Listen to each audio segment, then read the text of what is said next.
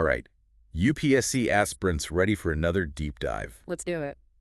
Today we're tackling India's trade strategy in a world that seems to be, well, kind of shifting towards protectionism. Yeah, definitely a hot topic, and I'm sure it'll be popping up in both your mains and prelims. Absolutely. So to get us started, we're looking at this insightful article from the Hindustan Times. Oh yeah, India's trade strategy, FTAs, protectionism, and geo-economic outlook, right? That's the one. So picture Yeah. this, you're just, casually scrolling on your phone, maybe ordering something online. Happens to the best of us. Exactly.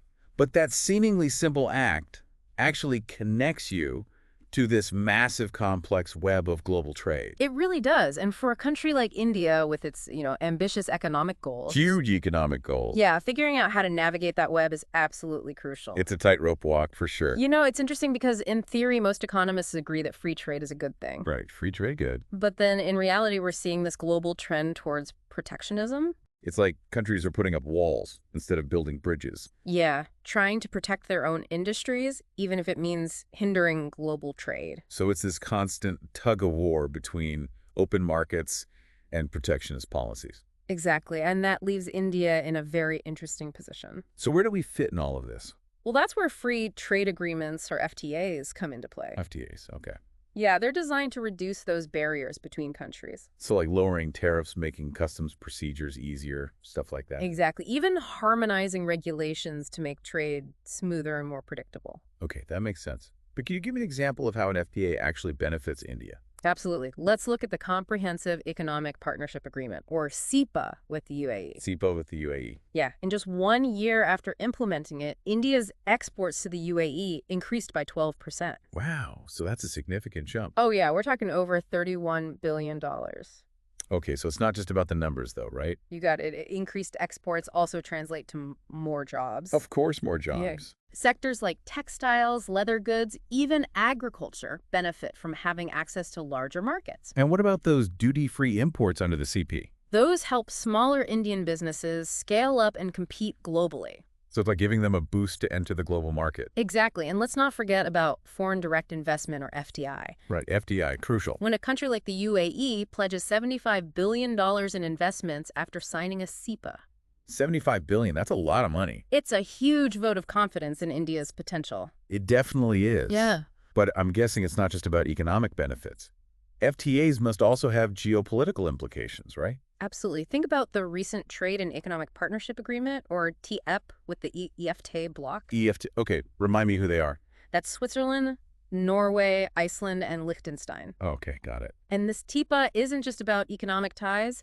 It's a strategic move to counter China's influence in those regions. So it's like playing chess on a global scale. Exactly. So FTAs are like this multi-tool for India? Yeah, boosting the economy, creating jobs, shaping its place on the world stage. But you mentioned earlier this trend towards protectionism. How does that impact India's ambitions? That's a great question, and it's where things get a little trickier. You see protectionist policies like tariffs and import quotas. Those directly hinder India's export potential. Exactly. Instead of open doors, it's more like running into roadblocks. And those roadblocks are particularly high in major economies like the US and the EU. Unfortunately, yes. For India, this means our labor-intensive sectors like textiles face stiffer competition and reduced market access. It's tough out there, but it's not just tariffs, right? What about those non-tariff barriers? Oh, those are a major headache. Yeah, the sneaky regulations that make it harder for Indian goods to compete. Exactly. Things like stringent quality standards, complicated labeling requirements, even those sanitary and phytosanitary measures. That sounds like a lot of red tape. It is, and it adds significant costs for Indian exporters, making their products less competitive. So it's like jumping through hoops just to get your products on the shelves. Pretty much. And then there's the whole issue of trade wars. Ah, yes, when the big guys clash. Exactly. Giants like the US and China, when they go head-to-head, it creates so much uncertainty and disrupts global supply chains. You mentioned supply chains earlier. Can you unpack that a bit more for us? Sure. So these intricate global supply chains, they're like the veins and arteries of global trade. Keeping everything flowing. Exactly. But protectionism, it kind of fragments them. Like a blockage. Yeah. When countries impose restrictions on imports, it disrupts the flow of goods and materials. Leading to shortages, delays, increased costs. Exactly. It throws everything off balance. I remember the global chip shortage not too long ago. That was a real wake-up call. It was a stark reminder of how interconnected we all are and how fragile those supply chains can be. And for India, a country that relies on imported components for key sectors, Like electronics and renewable energy. right? Those disruptions can be a major setback. Okay, so we've got rising protectionism, trade wars, disrupted supply chains. It's a bit of a gloomy picture. It's definitely a challenging landscape. But India isn't just sitting back and taking it. Oh, absolutely not. India's not a passive player in this global game. So what's the strategy? Yeah. What are we doing to counter these trends? Well, India's taking a multi-pronged approach. Okay, I like that multi-pronged proactive. What are those prompts? One key element is diversifying our trade partnerships. So not putting all our eggs in one basket. Exactly. Instead of relying heavily on a few major economies that might be leaning towards protectionism. I'm looking for new friends. Yeah, we're actively seeking new markets and forging stronger ties with countries across Asia, Africa, and Latin America. Spreading the risk. You got it. And remember the Make in India initiative? Oh yeah, that's becoming more relevant than ever. Absolutely. By boosting domestic manufacturing, we reduce our dependence on imports. And become more self-reliant. Exactly, especially in critical sectors. Yeah. It makes sense. But is it realistic to think we can just replace complex global supply chains with domestic production? It's not about complete replacement, but strategic diversification. Picking our battles. Exactly. We're focusing on areas where India has a competitive advantage. Like textiles, pharmaceuticals. Yes. Even certain segments of electronics manufacturing. And what about those production-linked incentive schemes? Those are designed to attract investment and boost production in these key areas. So we're trying to build strengths where we can. Exactly. But what about engaging with global institutions? Does India have a role to play in shaping the rules of the game? Absolutely. India is becoming more assertive in multilateral forums like the WTO and the G20. So we're stepping up and making our voice heard. Exactly. We're pushing for fairer trade rules that benefit developing economies. And we're actively negotiating new trade agreements that prioritize our interests. Of course. So it's about having a seat at the table and making sure our perspective is heard. Precisely. And let's not forget about India's strength in services. Oh, right. We're a global powerhouse in IT and digital services. Exactly. And we're leveraging that expertise to expand our footprint in global markets. So while some countries are building walls, we're building digital bridges. Exactly. But of course, we face challenges. Like what? Many developed countries are implementing data localization policies. Data localization. Yeah, requiring companies to store data within their borders. Which creates barriers for Indian IT firms. Exactly. But we're working to negotiate agreements that allow for freer data flows. So breaking down those digital barriers. You got it. We're also heavily dependent on imported energy. Right.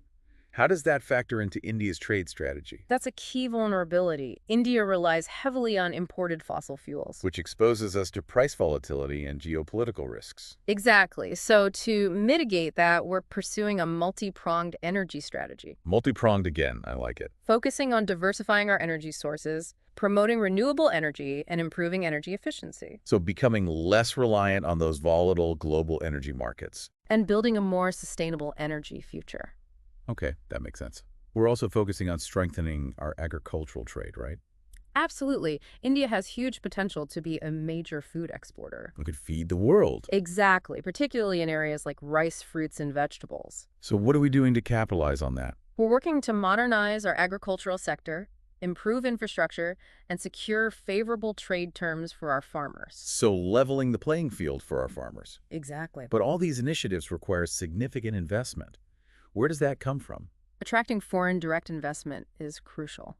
FDI again. Yeah, we're working to improve the ease of doing business in India, streamline regulatory processes, and provide incentives to foreign investors. Making India an attractive destination for global capital. Exactly. And what about securing access to those critical raw materials? That's a priority, too. Things like rare earth elements. Exactly. Those are essential for so many industries, from smartphones to electric vehicles. And India is actively seeking partnerships to ensure a stable supply. We're thinking ahead and building resilience in our supply chains. That's smart. But let's be real, India also faces internal challenges, right? Of course, internal challenges can definitely hinder our progress. Bureaucracy, infrastructure, bottlenecks, skill gaps in the workforce. All of those are valid concerns. So how do we address them? We're focusing on streamlining government processes, improving infrastructure, and investing in skills development programs. So it's a two-pronged approach, tackling those external challenges in the global trade arena while also strengthening our internal foundations. Precisely. And let's not forget about financial resilience. Oh, right, that's important. We're maintaining strong foreign exchange reserves, managing inflation, and diversifying our trade currency basket. So building a strong financial fortress to weather any storm. You got it. It's a lot to take in, but it's clear that India is taking a proactive and strategic approach to this complex global trade landscape. Absolutely. And for those of you preparing for the UPSC exams, this is a goldmine of information. Understanding these dynamics is crucial for analyzing India's foreign policy, economic policies, and its overall place in the world. It's all interconnected. So it's a balancing act, trying to reap the benefits of open markets while also safeguarding our own industries. It is a delicate balance for sure, and that's where strategy comes in. You know, India's actively pursuing those FTAs to open up new markets. Yeah. But we're being very selective about it. Makes sense. We're focusing on agreements that truly benefit us. Right. And at the same time, we're strengthening our domestic industries. Yeah. You know, boosting manufacturing, diversifying our trade partners. So building a more resilient economy. Exactly, one that can weather those global storms. Okay, so that's the big picture stuff. But what about us regular folks who aren't, economists or trade negotiators? Yeah. How does all this impact our daily lives? Well, think about the things you use every day, your phone, your clothes, the food you eat. Okay. Those products are all part of these complex global supply chains that are directly affected by these trade policies. So even if we don't see it directly, those trade dynamics are shaping our world. They really are influencing our choices, the prices we pay, everything. It's all connected. And for those of you aspiring to join the Indian Foreign Service or other policymaking roles, UPSC aspirants. yeah, understanding these complexities is crucial. Right. You'll be the ones grappling with these issues, negotiating trade deals, shaping India's place in the global economy. It's like a real-world case study unfolding right in front of us. Exactly, and it's constantly evolving as India pushes for a multipolar world order. A world where power is more evenly distributed. Exactly. Trade will play a pivotal role in that. So it's not just about economics, it's about geopolitics, diplomacy, even global power dynamics. Absolutely. And for you UPSC aspirants, this raises some key questions. Like what? How can India leverage trade to achieve its foreign policy objectives? What are the potential risks and opportunities of this multipolar world order? How can India ensure that its trade policies benefit all segments of society? Those are some tough questions. They are, but they're important ones. Definitely, if this deep dive has sparked your curiosity, I encourage you to check out the full article from the Hindustan Times. India's trade strategy, FTAs, protectionism, and geo-economic outlook. It's full of insights that will be valuable for both your mains and prelims preparation. And remember, trade isn't just about numbers and statistics. Right. It's about people, relationships, interconnectedness. The human element. Exactly. Understanding those human dimensions is crucial for crafting effective and ethical trade policies. Well said. Now, before we wrap up, I want to hear from you. What are your thoughts on India's trade strategy? What challenges and opportunities do you see on the horizon? Yeah, share your insights in the comments below. And if you found this deep dive helpful, don't forget to like, subscribe, and hit that notification bell for more in-depth discussions on current affairs. Crucial for your UPSC journey. Until next time, keep those brains buzzing and those ambitions soaring.